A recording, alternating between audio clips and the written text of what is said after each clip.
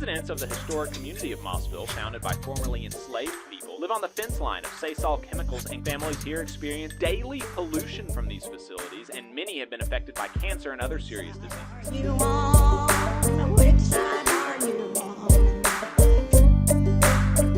Gonna have time for only one or two Boss Watch stories, but wanted to get at least a couple of them to you. In Florida, as he had many other days, the morning shift welder arrived at 5 a.m. to work at St. John's Shipbuilding Company in Palatka, Florida, on August 28, 2023. Tasked with doing some fabrication work in a 4-foot by 8-foot space in a ship's hull, the employee began work unaware that fatal suffocation would soon end his life. Less than 2 hours after entering the ship, a supervisor found the unconscious welder and signaled for help, only to fall unconscious as well. A third employee appeared, alerting EMS and the Palatka Fire Department, who soon transported all 3 workers now to a nearby hospital. Despite the emergency treatment, the welder died from a lack of oxygen. The supervisor and third worker received medical treatment and were released.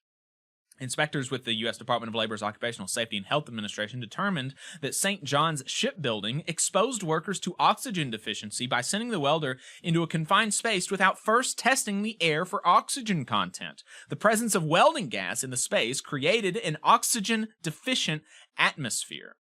In addition to a lack of oxygen, OSHA inspectors found the shipbuilder also exposed workers to struck-by hazards and crushing hazards by failing to conduct an annual inspection of 6 cranes. The agency cited the company with 4 serious violations and has proposed $55,000 in penalties.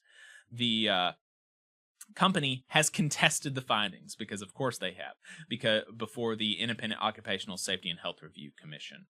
In Texas, the U.S. Environmental Protection Agency recently finalized a settlement with Sasol Chemicals over alleged violation of the chemical accident prevention provisions of the Clean Air Act at the company's facility in Westlake, Louisiana. Under the settlement, Sasol will pay more than $1.4 million in civil penalties and correct violations related to an October 2022 fire at the facility, as well as those found during a compliance evaluation in 2021.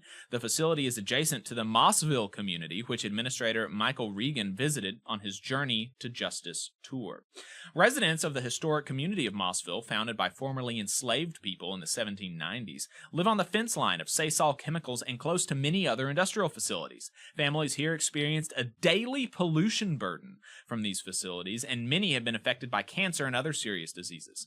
Administrator Michael Regan visited Mossville and other environmental justice communities on his Journey to Justice tour to listen to their stories and concerns. Through the resolution of this case, EPA is furthering the Biden-Harris administration's commitment to advancing environmental justice by enforcing stronger safety requirements for industrial facilities and requiring new measures to protect communities.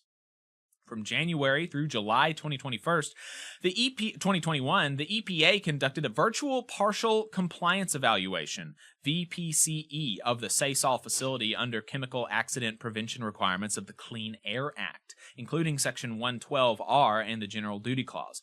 On October 15, 2022, during the process to settle alleged violations during the evaluation, a fire occurred at Sasol that resulted in a shelter-in-place order for the entire Westlake area. The settlement announced today addresses violations from the evaluation and the fire. Under the settlement, Sasol will pay a civil penalty of $1.4 million. Sasol will also undertake several actions to resolve alleged violations, such as improving systems and procedures to assure timely completion of the process hazardous analysis recommendations, and other things.